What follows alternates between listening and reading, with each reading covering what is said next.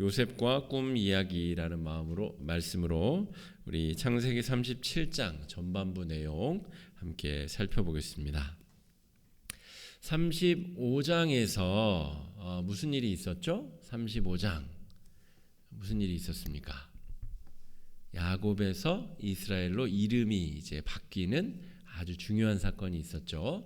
그럼 이제 36장 해야지 왜 37장 합니까? 이렇게 물으셔야 됩니다. 그런데 36장은 에서의 족보 이야기가 나옵니다. 그러니까 구약 신학 전체로서는 살펴볼 내용이 있습니다. 여러 이방 민족들이 에서의 자손으로부터 또 나오기 때문에 살펴볼 여지가 있고 또 그 민족들과 이스라엘 민족들과의 관계들 이런 걸 살펴볼 필요가 있는데 창세기 전체의 지금 큰 흐름과는 크게 상관이 없기 때문에 에서의 족보 이야기는 넘어가고 37장으로 바로 넘어왔습니다. 자, 35장에서 야곱의 이름이 이스라엘로 이제 바뀌었기 때문에 그 중요한 사건이 오늘 37장으로 어떻게 연결되는가 36장을 생략하자면 그렇게 볼 수 있다는 것이죠. 35장의 이름이 바뀌기 전까지의 야곱의 역사는 야곱의 하나님이다 이렇게 볼 수 있습니다. 야곱이 붙잡은 하나님, 야곱이라는 이름으로 하나님의 축복을 추구하기 위하여 거짓말도 하고 형의 뒤통수도 때리고 아버지께 거짓말도 하고 사기도 쳐가지고 축복을 가로채는, 그래서 그 축복을 유지하기 위하여 죽음을 또 모면하기 위하여 또 외삼촌 댁으로 피난을 가서 20년간 지내는 그런 역사를 가지게 됩니다. 그러니까 35장에서 이름이 바뀌기 전까지의 야곱의 인생은 야곱이 붙잡은 하나님의 역사였다. 그 결정적인 장면이 뭐로 나오죠? 이 야복 나루터에서 환도뼈가 부러질 때까지 하나님 혹은 하나님의 사자를 붙잡고 놓아주지 않은 야곱의 그 씨름, 그게 바로 야곱의 하나님을 전형적으로 보여주는 내용입니다. 나를 축복하기 전까지는 절대 못 갑니다. 이것이 지금까지 야곱이 살아왔었던 삶의 내용이다 하는 것이죠. 그런데 이름이 바뀌고 나서 이제 야곱이라는 인물은 이제 성경 이야기에서 점점 사라져 갑니다. 그리고 그 아들 요셉이 이제 50장까지 쭉 이르러서 아주 중요한 이 창세기의 주인공으로 등장하게 된다 하는 것이죠.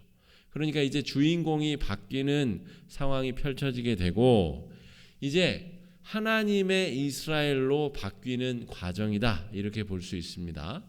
그전에는 야곱이 하나님을 붙잡기 위해서 살았었던 인생이라면 이제 하나님께서 야곱의 이름도 바꿔주시고 그 이름을 통하여 이제 하나님이 이스라엘을 만들어 가시는 내용이 37장에서부터 시작된다. 창세기 50장까지의 내용이 그 내용이다 이렇게 말할 수가 있겠습니다. 여러분, 그래서 오늘 말씀은 지난 주일에 우리가 살펴본 말씀에도 주제가 그것이었는데 하나님이 사람을 불러 세우시고 사람과 더불어 하나님의 나라를 만들어 간다는 것입니다. 하나님이 혼자 혹은 삼위일체 하나님께서 서로 힘을 합쳐서 하나님의 나라를 만들어 가시면 편리할 텐데, 깨끗하고 깔끔하고 완벽할 텐데 하나님은 그렇게 일하시지 않는다는 것이죠.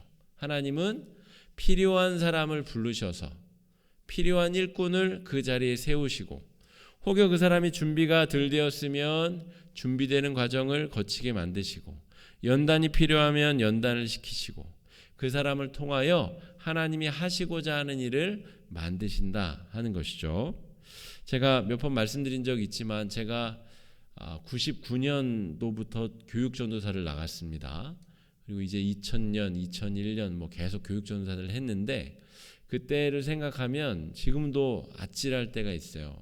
정말 그때는 이런 실수도 했고 저런 잘못도 했고 이런 부족함이 있었고 정말 그런 부족한 사람을 하나님이 어떻게 어느 교회에 교육전도사로 쓰셨을까 싶은 생각이 들 정도로 제 스스로를 돌아볼 때 너무나 부끄러운 모습들이 많이 있었습니다. 그러니까 완벽하게 준비된 사람을 하나님이 딱 쓰시는 것이 아니에요.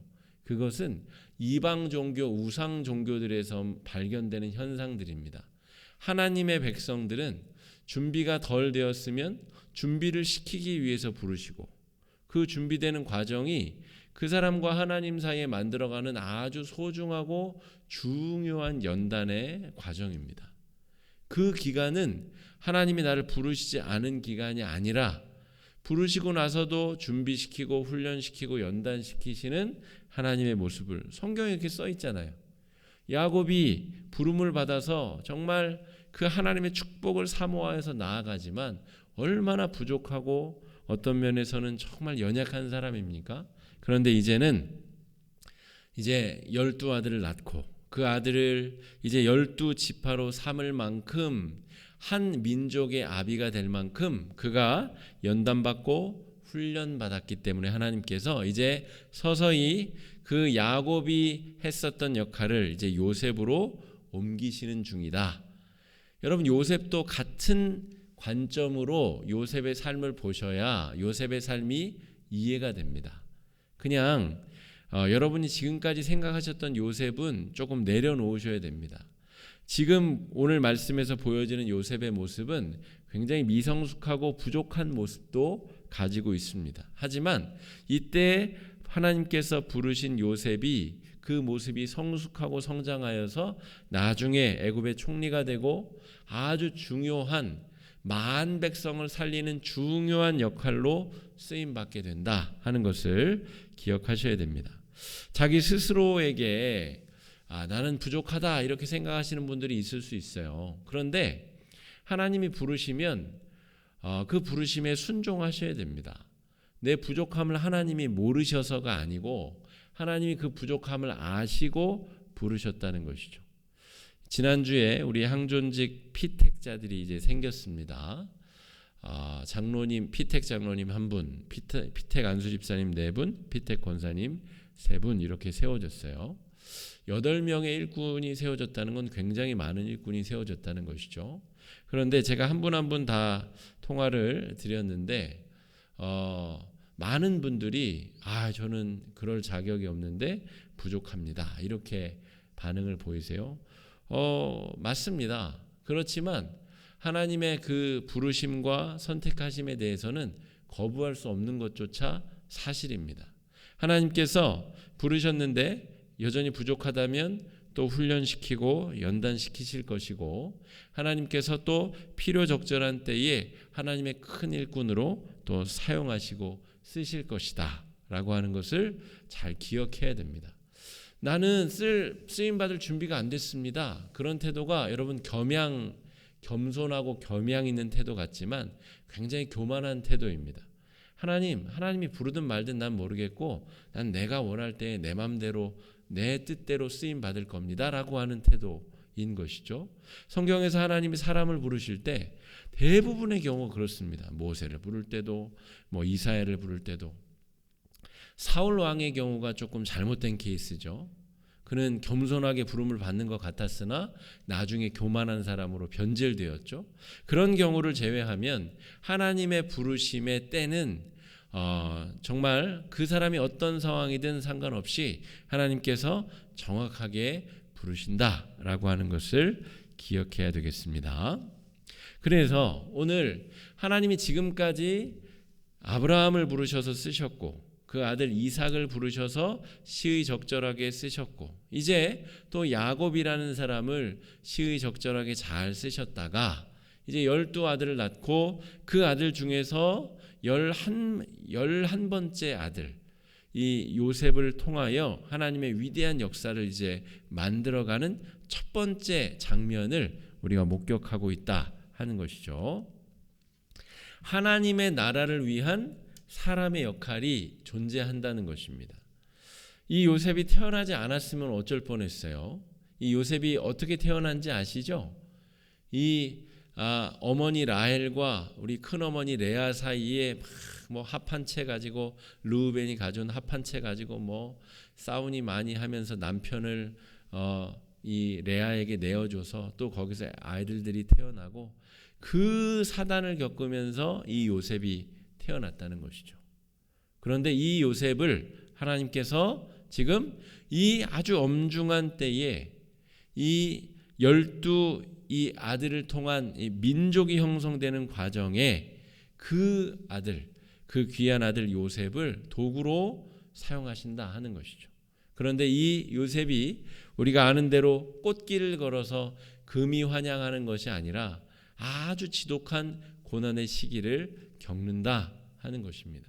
그러니까 여러분, 하나님의 선택이 축복인 것 같지만 그 축복에는 또 어려움도 따르고 또 환난도 따르고 또 여러 고난도 동반할 수 있다는 것을 기억하셔야 됩니다. 신앙생활하면서 너무 단편적으로 신앙생활을 바라보시면 안 됩니다.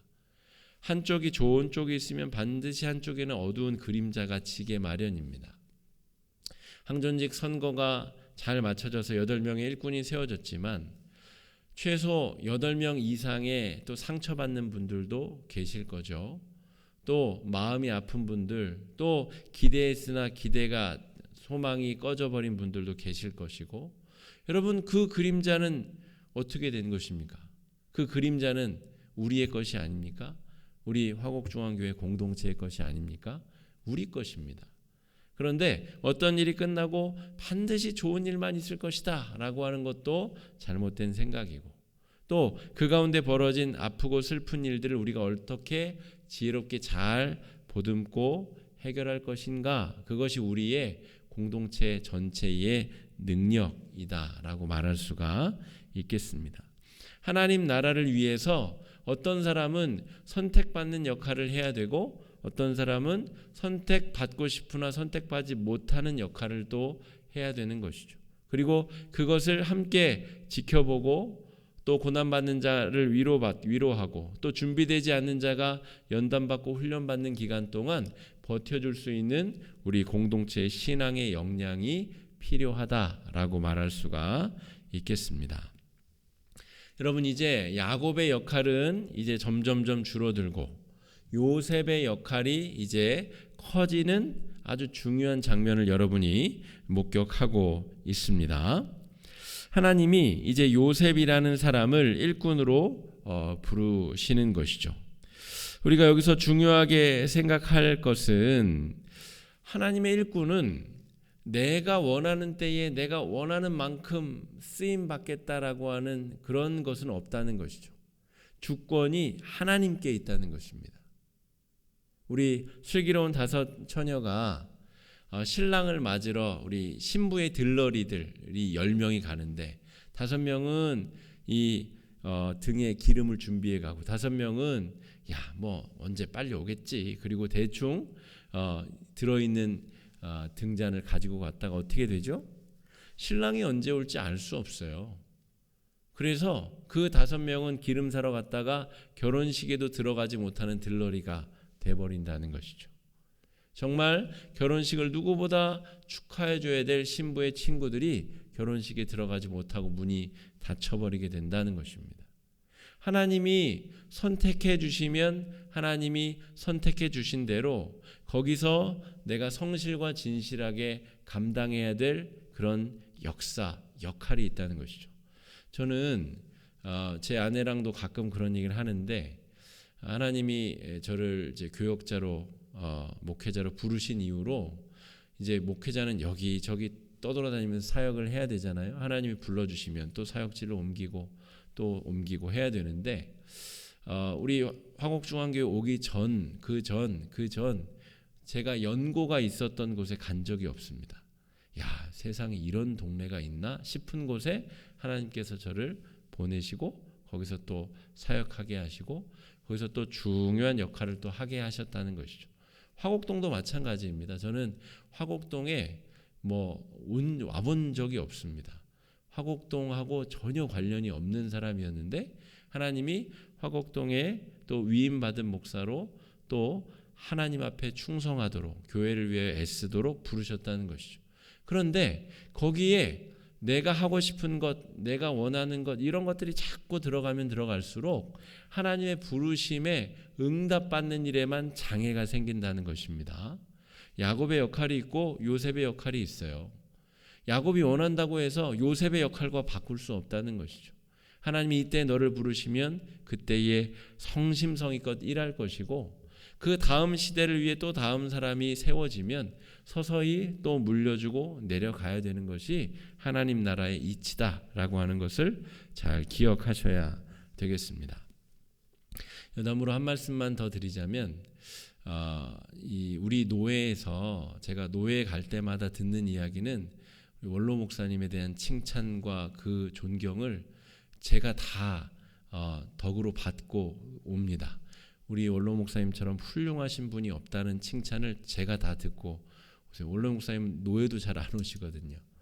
왜 그러시냐면, 보통 은퇴하신 목사님들이 그 마음의 충정과 열정을 내려놓아야 되는데 내려놓지 못하는 경우가 많습니다. 그래서 후임 목사가 왔는데도 계속 참견하고 싶고 간섭하고 싶고, 생각해 보세요. 몇십 년 선배 목사님이 후배 목사 볼 때 얼마나 부족한 게 많이 보이겠어요. 그러면 지적하고 싶은 것이 당연한 마음이죠. 그러나 그렇게 하지 않는 것이 하나님께서 은퇴자에게 맡기신 또 사명인데, 사실은 제가 볼 때도 우리 원로 목사님처럼 그 역할을 잘 정말 은혜롭게 감당하시는 은퇴 목사님을 제가 본 적이 없습니다. 그래서 저는 참 목사님께도 감사하고, 그렇지만 또 제가 또 더 막중한 심정으로 기도하며 이 직을 감당하고 있는 이유이기도 합니다. 여러분, 우리가 야곱의 역할과 요셉의 역할을 그냥 37장 묵상하니까 그냥 뭐 그런가 보다가 아니고, 정말 이 코로나 이후의 시대에, 이 엄중한 시대에 교회가 위기에 처한 상황에 저와 여러분이 한국 교회를 이끌어가고 있는 사람들이라는 것이죠. 무슨 사명이 있는 거예요, 우리가. 이 코로나 이후 시대에 우리가 하나님을 믿고 교회를 지키는 성도들이라면 반드시 우리에게 주어진 분명한 사명이 있다는 것입니다. 그것을 잘 깨닫고 그냥 불평 불만으로 이 시기를 지날 것이 아니라, 왜 하필 제가 이때에 코로나를 겪어야 됩니까, 하나님?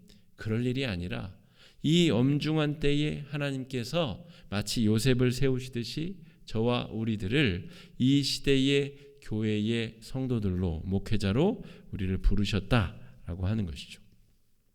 그 때마침이 마침 요셉에게는 17살이었습니다. 17살. 17살에 제가 뭐 했나 한번 생각해 봤더니 그냥 아무것도 모르는 학생이었던 것 같아요. 내가 그 나이에 요셉과 같은 상황에 처했다면 내가 어떻게 했을까?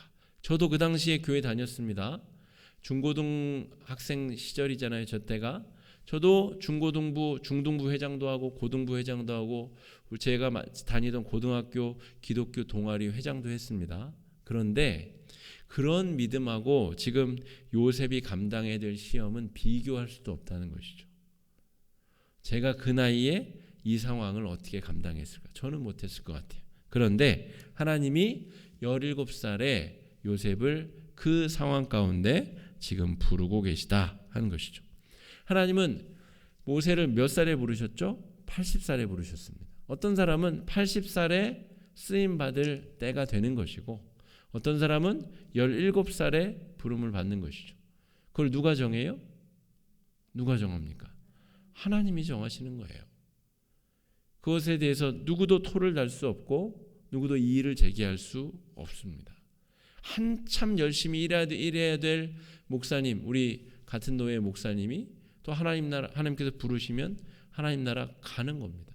왜 가셔야 되는지 그 교회 성도들은, 우리 노예 목사들은 이해할 수가 없지만 그냥 받아들여야 되는 게 있는 것이죠. 하나님이 17살에 요셉이라는 사람을 하나님의 일꾼으로 이제 야곱이 해야 될 그 중차대한 사명을 받들고 지금 요셉이 지금 부름을 받았다 하는 것이죠. 37장 우리 2절 말씀 한번 같이 읽어보겠습니다. 시작. 야곱의 족보는 이러하니라.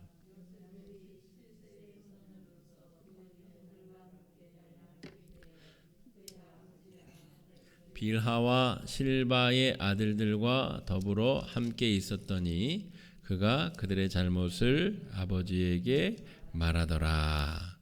아멘. 35장의 또 중요한 사건 하나는 무엇이냐면 라헬이 죽는다는 것입니다. 베냐민을 낳으면서 라헬이 죽죠. 라헬이 죽는다는 이야기는 요셉에게도 어머니가 없다는 이야기입니다. 그래서 17세의 소년이 지금 그의 형들과 함께 양을 칠 때에 그의 아버지의 아내들 빌하와 실바의 아들들과 더불어 있었다. 이 말이 무슨 말이에요? 어머니 없이 그냥 그 이복 형제들 그 어머니 밑에서 컸다는 거예요. 그러니까 이 아버지 마음이 어떻겠어요? 사랑하는 라헬이 죽었고 정말 그 사랑하는 그 아들이 자신의 그 여종들인데 또 아내들이기도 하는 여종들 품 안에서 자라나야 되는 그 야곱의 마음을 여러분 한번 헤아려 보시고, 그래서 야곱이 요셉에게 채색 옷을 입히고 더 극진하고 귀한 사랑을 부어준 겁니다. 이 요셉의 마음이 어떻겠어요? 어머니가 없어요. 여러분, 이 형들 게다가 자기가 나이가 많고 그 작은 어머니들의 자녀들이 어리다면 또 그건 또 상황이 달라지겠죠. 그런데 작은 어머니들 밑에 형들 밑에, 그러니까 어머니 없이 서러운 이 유년 시절을 이 요셉이 보냈다라고 하는 것이죠. 그러니까 야곱이 특별히 채색 옷을 입히고 이 부분을 여러 목사님들은 차별해서 자녀들을 사랑하면 안 돼요. 이 뒤에 이제 고자질하는 내용들 나오거든요. 그러니까 이런 고자질하는 심령이 뒤틀린 아이가 되었어요. 이렇게 설명을 하시는데 그거는 그렇게 쉽게 말할 수 있는 일이 아닙니다. 어머니가 내신 집에서 자기 어머니만 돌아가셨어요. 그리고 그 감수성 예민한 청소년기에 어머니 없이 이 이복 형제들 가운데서 그렇게 어린 동생 데리고 지냈어야 된다. 이게 얼마나 심각한 위기와 고통이었겠느냐라는 것을 우리가 좀 헤아려 볼 필요가 있다 하는 것이죠. 그런데 놀라운 것은 이 요셉에게서 사랑받는 자녀의 특징이 드러나고 있다라고 하는 것이죠. 고대 사회에서는 아버지의 사랑이 제일 중요합니다. 어머니가 사랑해 주는 거야 당연한 것이고, 그런데 요셉에게는 어머니가 없죠. 그런데 그 가족의 우두머리인 아버지가 특별히 이 요셉을 사랑했다라고 하는 것이죠. 그래서 3절에 보면 이스라엘이 여러 아들들보다 그를 더 사랑함으로 그를 위하여 채색 옷을 지었더니, 4절에 그의 형들이 아버지가 형들보다 그를 더 사랑함을 보고 그를 미워하여 그에게 편안하게 말할 수 없었더라. 그러니까 2절 말씀에 그런 내용이 나오죠. 그가 그들의 잘못을 아버지에게 말하더라. 그는 요셉을 말하고 그들의 잘못은 형들의 잘못을 이야기합니다. 형들의 잘못을 이야기하는, 그래서 이것이 제가 볼 때는 사랑받는 자녀의 특징이다라고 하는 것이죠. 사랑받는 사람은 자존감이 뛰어납니다. 사랑을 받는다고 하는 것은 내가 누구구나, 나는 사랑을 받는 존재구나라고 하는 자의식으로 자기 자신을 형성하게 됩니다. 그래서 타인과 자기 자신을 구분해낼 수 있게 되고, 또 형들이 막 때리기도 하고 괴롭히기도 했겠죠. 그러함에도 불구하고 자신의 소중함을 잃어버리지 않는 사람이 바로 사랑받는 사람의 특징이라는 것이죠. 그런데 왜 고자질을 하였느냐라고 하면 그것은 사랑받는 자녀이긴 한데 그가 성숙하게 대응할 수 있는 만큼 아직 자라지 못했기 때문입니다. 내가 타인의 연약함을 내가 지혜롭게 잘 해결을 할 것인지, 아니면 고자질하는 형태를 취할 것인지, 그런 것들을 능수능란하게 다룰 만큼 아직 다 성숙하지 못했다는 것이죠. 하지만 형들의 잘못을 판단할 수 있고 이것이 잘못되었다라고 구분할 수 있는 능력, 그리고 그것을 적어도 아버지에게 이야기할 수 있을 만큼 아버지와의 신뢰관계가 형성되어져 있는 사랑받는 자녀가 취할 수 있는 행동이다라고 하는 것이죠. 아버지가 너무 멀게 느껴진다면 어떻게 고자질을 할 수 있겠어요? 그렇다면 이 요셉은 어머니도 안 계시고 아버지도 신뢰할 수 없고 철저히 사랑받지 못하는 그런 자녀로 자라났을 텐데 적어도 야곱의 행동이 채색 옷을 지어 입히고 각별한 사랑을 해준 것이 아버지에게 대화의 통로가 열리고 또 사랑받는 자녀의 특징이 드러날 수 있도록 하였다라고 하는 것이죠. 그것 때문에 이 사단이 벌어지게 되는 것입니다. 요셉이 결국 형들에 의하여서 애굽으로 팔려가게 되는 그런 결정적 계기가 되게 된다 하는 것이죠. 여러분, 바른 자존감이라고 하는 것은 그래서 중요합니다. 이것은 성도들에게도 중요합니다. 여러분, 성도들은 세상 속에서 살아가는 사람들, 이를테면 문제를 일으키고 바르지 못하게 살아가는 형들 속에 있는 요셉과 같은 존재들입니다. 그런데 성도가 성도의 바른 정체성, 바른 자존감을 갖지 못하면 그냥 형들 하는데 그대로 따라서 똑같이 나도 행하거나 아니면 암묵적으로 그냥 묵과해 버리거나 그래서 나도 묵과하는 동참으로서 죄악에 동참하게 된다거나 그냥 교회만 다니는 세상 사람과 똑같이 살아가게 된다는 것이죠. 그런데 요셉은 지금 형들의 잘못을 보고 그것이 뭔가 잘못됐다는 것을 인지합니다. 이것은 아버지께로부터 배운 신앙으로 말미암은 것이고 그 할아버지 이삭과 그 증조 할아버지 아브라함을 통해서 듣게 된 하나님으로부터 받게 된 그 신앙 훈련의 결과로 그름과 옳음을 판별할 수 있게 되었다 하는 것이죠. 그리고 그것을 지금 드러내는 형태가 다소 잘못되기는 하였으나 고자질하는 형태를 취하긴 하였으나 바른 자존감을 형성한 사랑받는 사람의 모습이 요셉 안에 드러나고 있다 하는 것이죠.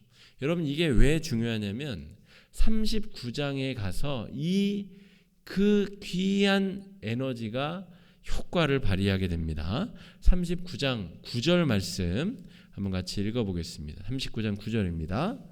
이 집에는 나보다 큰 이가 없으며 주인이 아무것도 내게 금하지 아니하였어도 금한 것은 당신뿐이니 당신은 그의 아내임이라. 그런즉 내가 어찌 이 큰 악을 행하여 하나님께 죄를 지으리까. 그럼 이게 무슨 상황인지 아시죠? 보디발의 아내가 유혹을 하잖아요. 그런데 요셉이 물리쳐요. 이걸 물리치면 어떻게 된다는 것을 모를 나이가 아닙니다.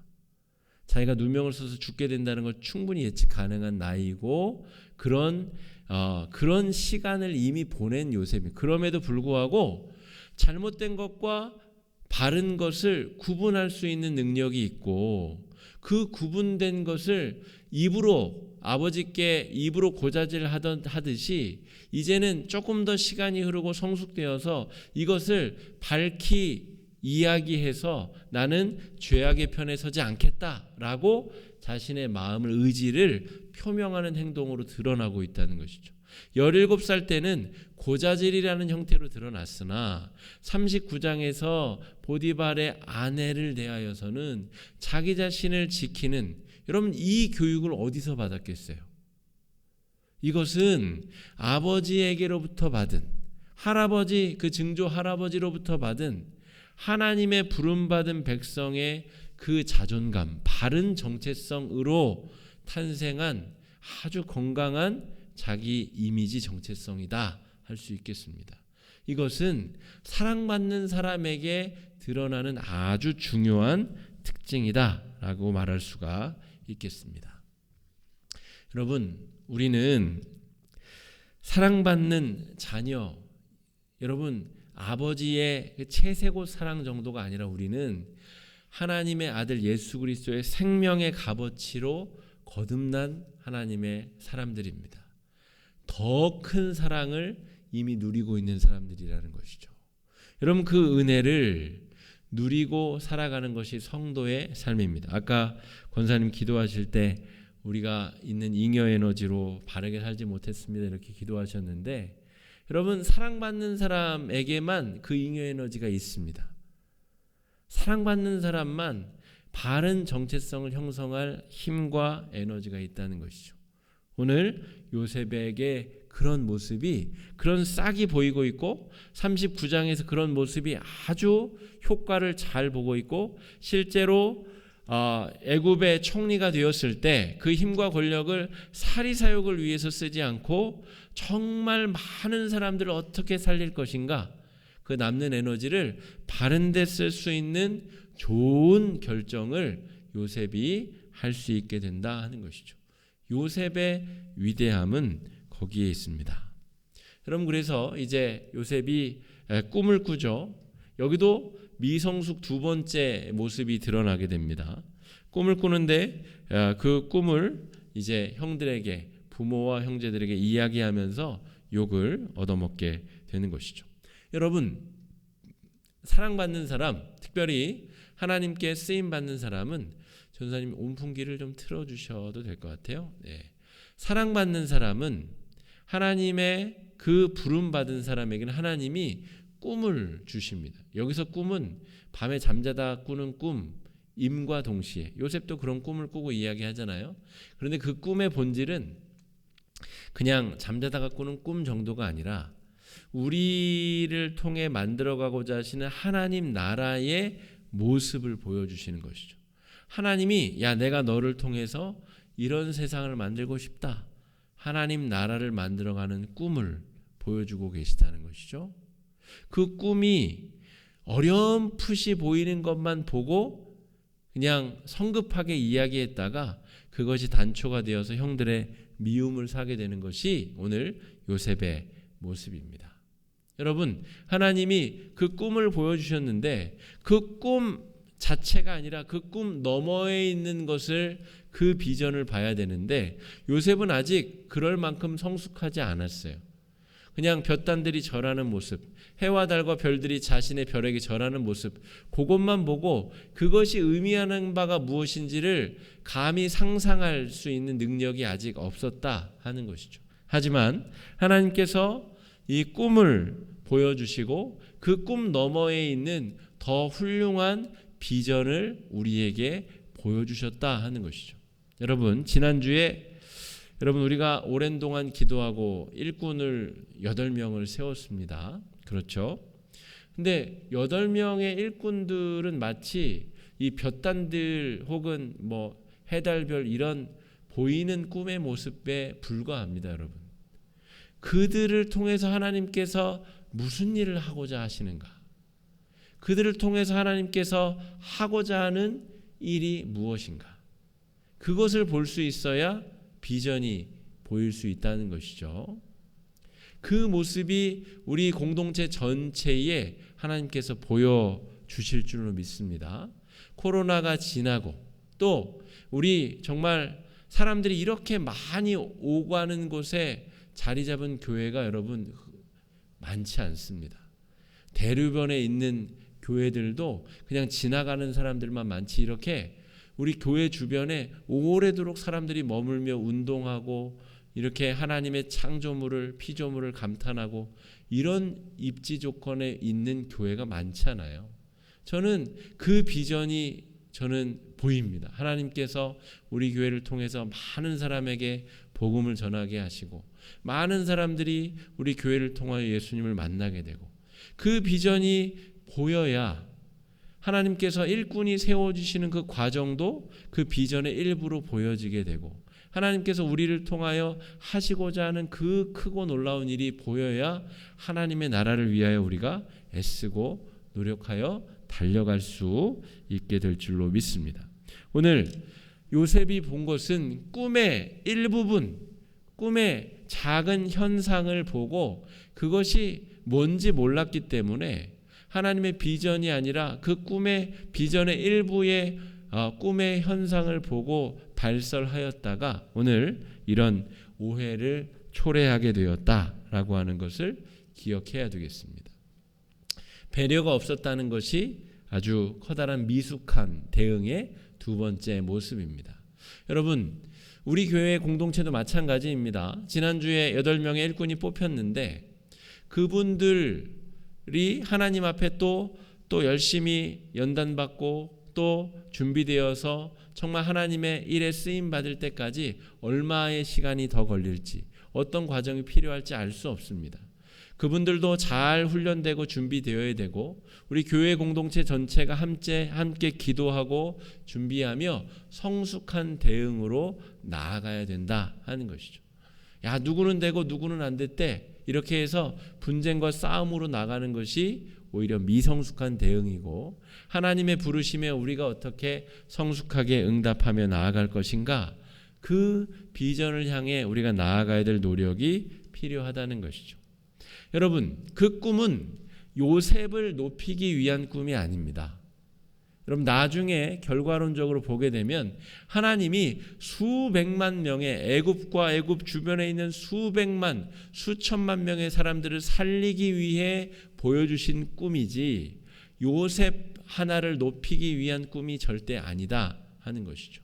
그러니까 여러분, 이 꿈의 주인공이 누구인가? 하나님이시라는 사실을 반드시 기억해야 됩니다.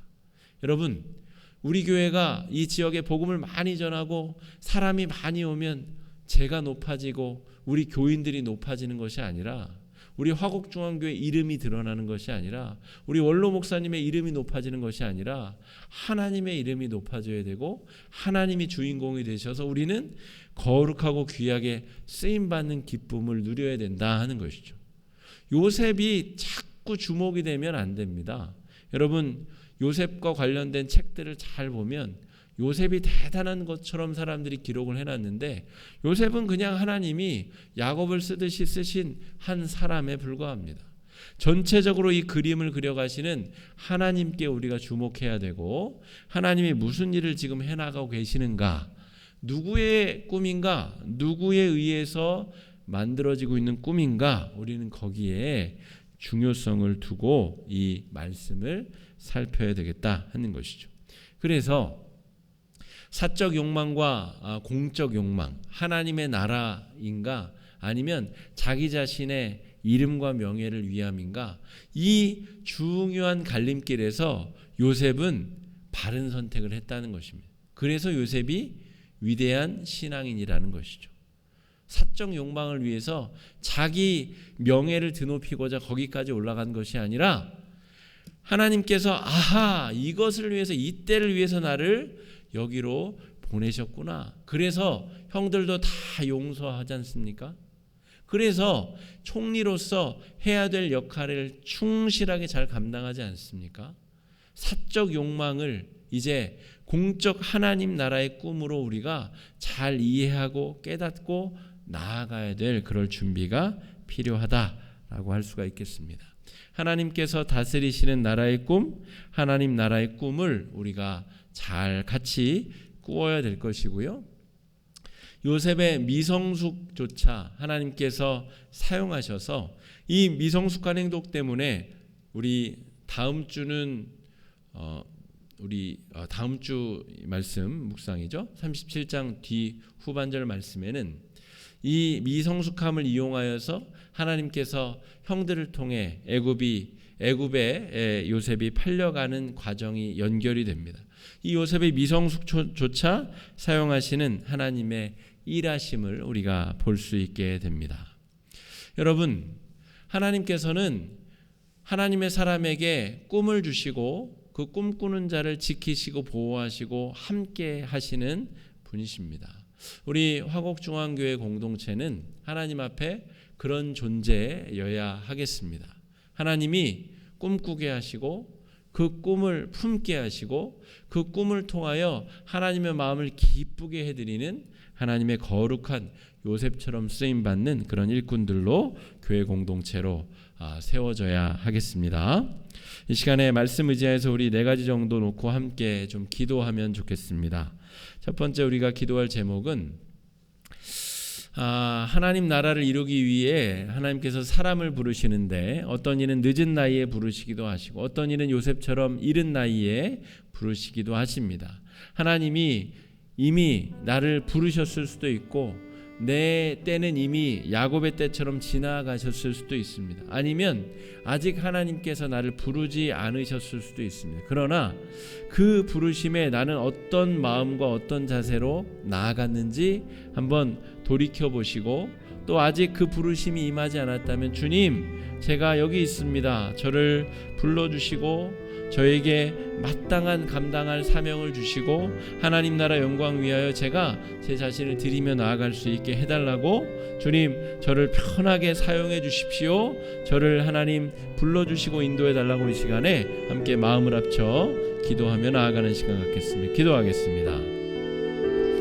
사랑의 주님, 은혜를 감사합니다. 하나님께서 사람을 부르시사 사람을 통하여 하나님 나라를 이루어 가시는 줄로 믿습니다. 하나님 아버지, 하나님 나라 영광 위하여 우리가 쓰임받게 하여 주시옵소서. 하나님 앞에 쓰임받는 인생들 되게 하여 주시옵시고, 하나님 앞에 부름받아 정말 하나님 영광 위하여 아름답게 헌신하는 일꾼들 될 수 있도록 인도하여 주시옵소서. 이른 나이든 늦은 나이든 하나님께서 부르시면 아멘으로 순종하며 나아가게 하여 주시옵시고, 아직 내가 준비되지 않았더라도 부르셔서 연단시키고 훈련시키셔서 나를 일꾼으로 사용하시는 주님 앞에 내 삶을 온전히 드리며 나아갈 수 있도록 아버지 인도해 주시고 역사하여 주시옵소서.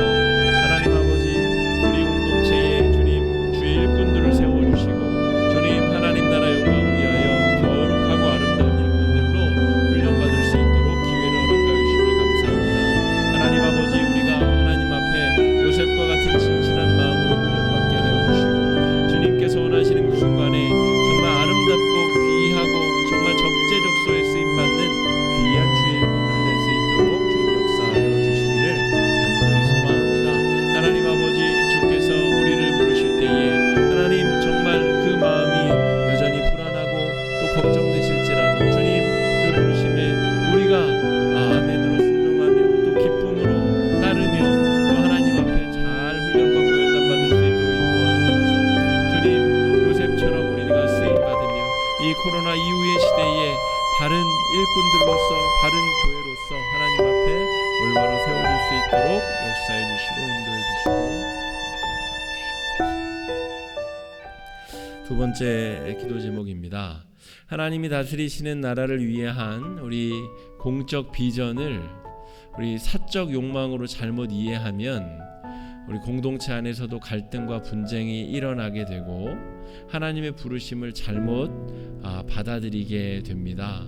우리 항존직 선거 이후에 우리 피택받은 분들은 겸손한 마음으로 또 아름답게 쓰임받을 수 있도록 여러분 기도해 주시고, 또 원함이 있었으나 피택받지 못한 분들에게는 하나님의 위로하심과 또 신앙의 성숙과 평안을 허락해 달라고 여러분 기도해 주시고, 화곡중앙교회가 이 시대와 역사 앞에 또 하나님께서 부르신 이 시대적 소명 앞에 해야 될 많은 일들이 있습니다.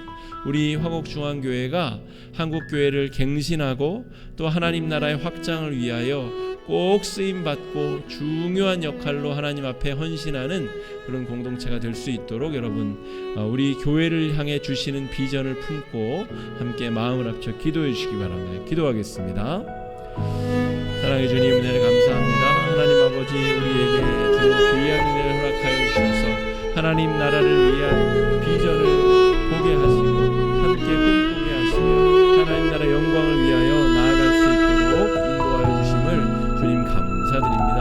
하나님 아버지, 우리가 연약하고 부족하지만 우리를 불러주시면 우리가 하나님 앞에 아름답게 쓰임받기를 원합니다.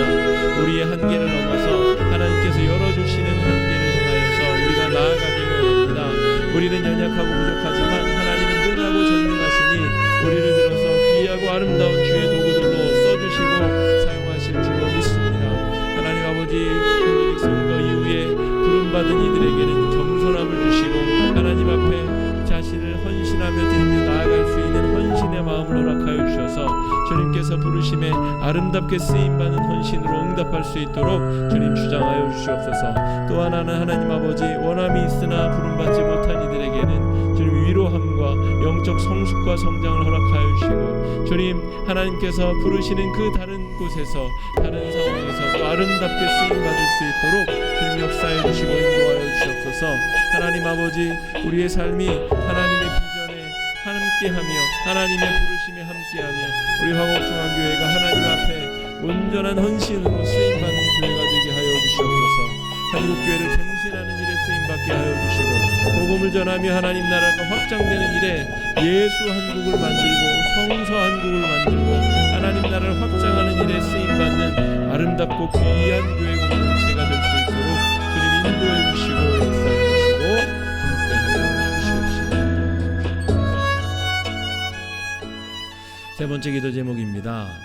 요셉은 사랑받은 자의 건강한 자존감을 가지고 위기를 극복하고 하나님이 쓰시는 일꾼으로 성장해 가게 됩니다. 십자가의 은혜를 입은 우리는 요셉보다 그 누구보다 더 사랑받은 자들입니다. 이 위기의 세상 속에서 믿음과 건강한 자존감으로 세상 속의 빛과 소금의 역할을 감당하는 우리 성도들 또 교회가 될 수 있도록 이 시간에 함께 마음을 합쳐 기도하며 나아가겠습니다. 은혜를 추구하며 나아가겠습니다. 기도하겠습니다. 사랑의 주님, 사랑받고 자란 요셉이 하나님 앞에 건강한 자존감과 건강한 신앙을 주님 만들어가기를 바라보게 됩니다. 그런 것과 옳은 것을 구분하며 자기 자신을 지킬 수 있는 능력을 그가 획득하게 되었음을 보게 됩니다. 다소 어리석고 미련한 모습들도 여전히 가지고 있으나 그러나 요셉 안에 주신 그 은혜, 사랑받는 자녀가 품는 그 건강한 자존감을 가지고 요셉이 위기의 때에 정말 위기를 잘 모면하는 모습을 우리가 바라보게 됩니다. 하나님 아버지, 우리 교회가 우리 한 명 한 명 성도들이 예수 그리스도의 십자가의 은혜라는 크고 놀라운 은혜를 받는 사람답게 이 위기의 시대에 하나님의 백성답게 살아낼 수 있도록 주장해 주시고 인도하여 주시옵소서. 하나님 아버지, 우리를 구원해 주신 그 사랑으로 말미암아 변화되고 새로워지게 하여 주시옵시고, 하나님의 크신 능력과 사랑으로 말미암아 온전케 되는 아름다운 하나님의 나라를 체험하고 경험하고 배울 수 있도록 주장해 주시고 인도하여 주시옵소서. 연약한 시대에 우리를 부르시사 하나님 나라의 동역자로 삼아주시고 하나님의 일꾼들로 삼아주신 주님께서 우리를 변화해 주시고 변화시켜 주셔서 더 성숙하고 귀하고 아름다운 일꾼들로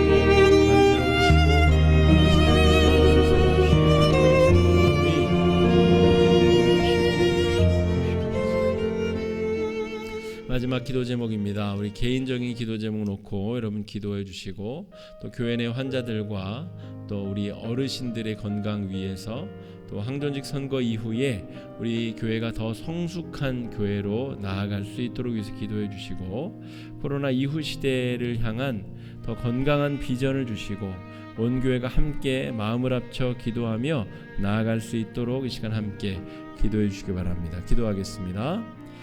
사랑의 주님, 여러 가지 기도 제목 가지고 주의 백성들 나왔습니다. 하나님 앞에 기도하는 시간 주님 선하게 응답하여 주시옵소서.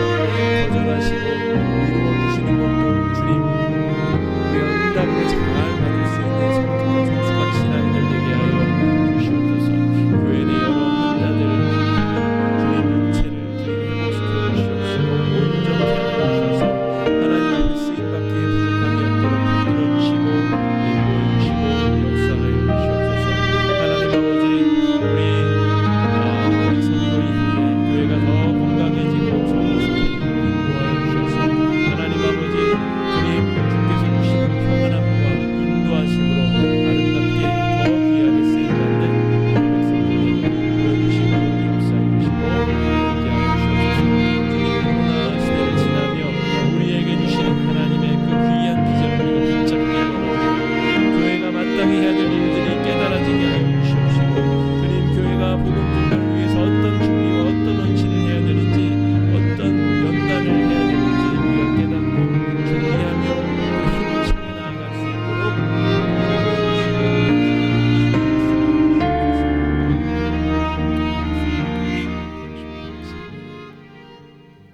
사랑의 주님,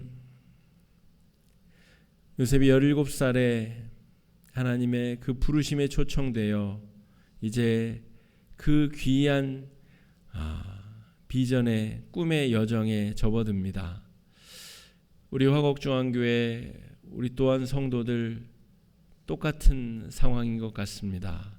코로나를 지나고 이 교회 위기의 시대에 이 나라와 민족과 역사 앞에 우리가 마땅히 감당해야 될 사명 앞에 우리가 겸손해지게 하여 주시옵시고, 하나님의 그 비전이 우리의 눈에 보여지게 하여 주시옵시고, 예수를 전하고 복음을 전하며 하나님 나라를 확장하는 일에 우리가 어떻게 쓰임받을 수 있을까 고심하며 고민하며 에너지를 모을 수 있도록 인도하여 주시옵소서.